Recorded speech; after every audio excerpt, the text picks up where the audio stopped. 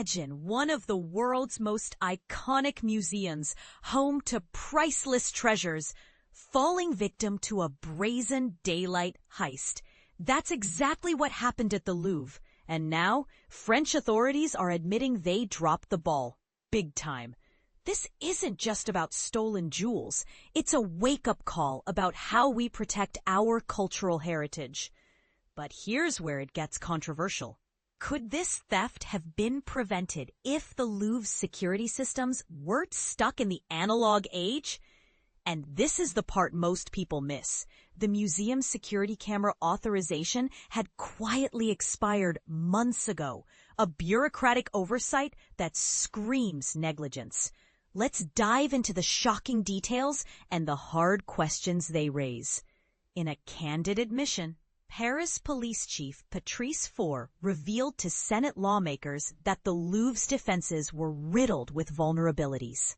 The museum, which attracts millions of visitors annually, relies on outdated technology, including analog video systems that produce low-quality, slow-to-share footage.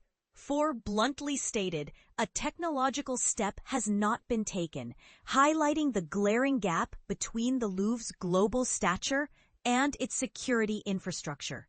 A much-needed $93 million overhaul involving 60 kilometers of new cabling won't be completed until 2029 to 2030, leaving the museum exposed for years to come. The heist itself was shockingly straightforward.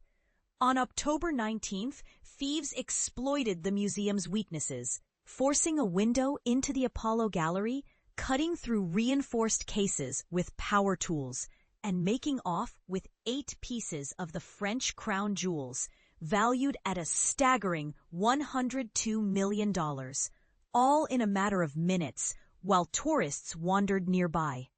What's even more astonishing? The first alert didn't come from the Louvre's alarms, but from a passerby who spotted helmeted men with a basket lift outside.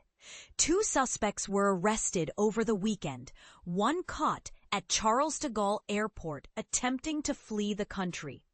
Under French law, their custody expires after 96 hours, leaving prosecutors with a tight deadline to charge or release them.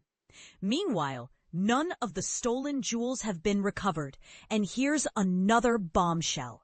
They weren't privately insured.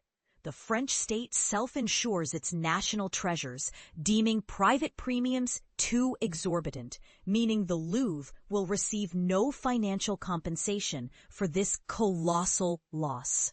Culture Minister Rachida Dati has been on the defensive, refusing the Louvre director's resignation and insisting alarms functioned properly, while admitting security gaps did exist.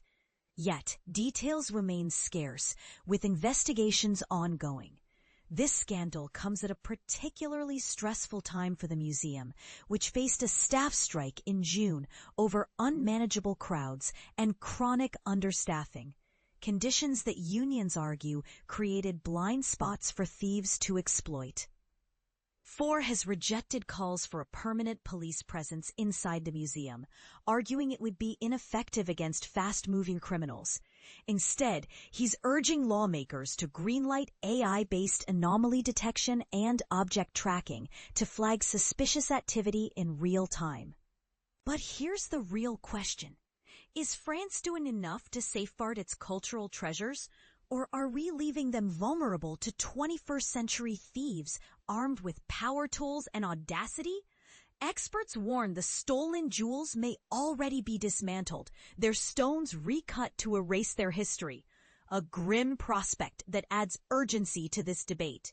As the world watches, France must confront not just the theft itself, but the systemic failures that allowed it to happen. What do you think? Is the Louvre's security debacle a one-off tragedy or a symptom of deeper issues in how we protect our shared heritage? Let's hear your thoughts in the comments.